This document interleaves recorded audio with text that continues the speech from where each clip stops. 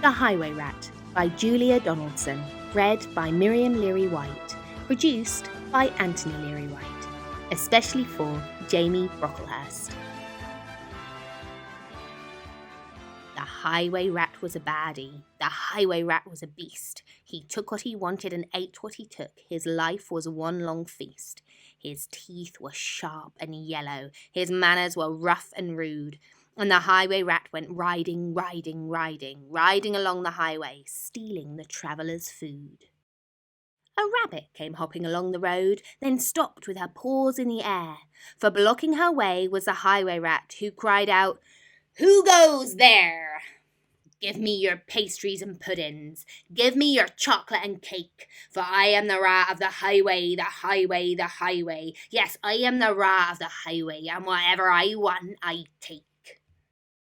"I have no cakes," the rabbit replied. "I just have a bunch of clover." The Highway Rat gave a scornful look, but ordered, "Hand it over. This clover is bound to be tasteless. This clover is dull as can be. But I am the rat of the highway, and this clover belongs to me."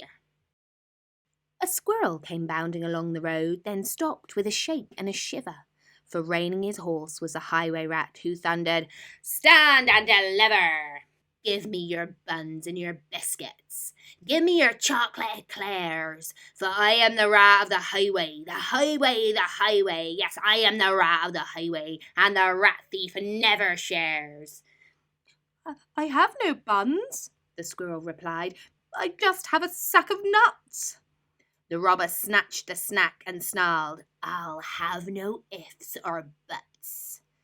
These nuts are probably rotten. These nuts are as hard as can be. But I am the rat of the highway, and these nuts belong to me." Some ants came crawling along the road, then stopped with a somersault. For baring his teeth was the Highway Rat, who bellowed a deafening, "Halt! Give me your sweets and your lollies. Give me your toffees and chews. For I am the rat of the highway, the highway, the highway. Yes, I am the rat of the highway, and nobody dares refuse." "We have no sweets," the ants replied. "We just have this nice green leaf." "Oh, no, you don't, not any more," declared the highway thief. "This leaf is nasty and bitter. This leaf is as thin as can be, but I am the rat of the highway, and this leaf belongs to me." With never a please or a thank you, the rat carried on in this way. Flies from a spider, milk from a cat, he once stole his own horse's hay.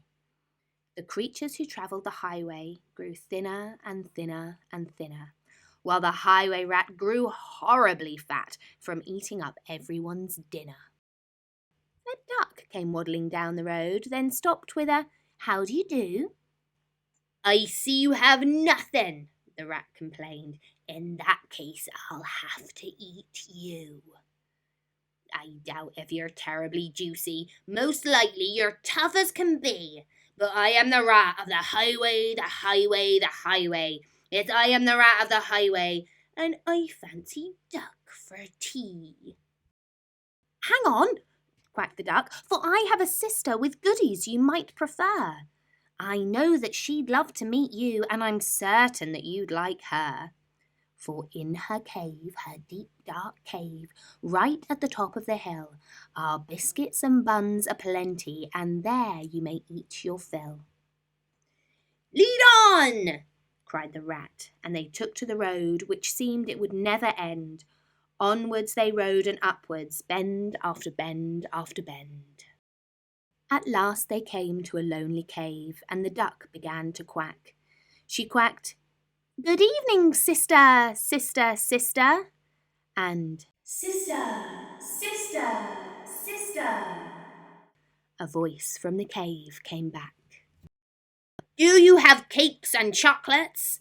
the highway robber cried, and "Chocolates, chocolates, chocolates," the voice from the cave replied. "I'm coming to take them," the rat thief yelled. His greedy eyes grew round, and "Take them, take them, take them," came back the welcome sound.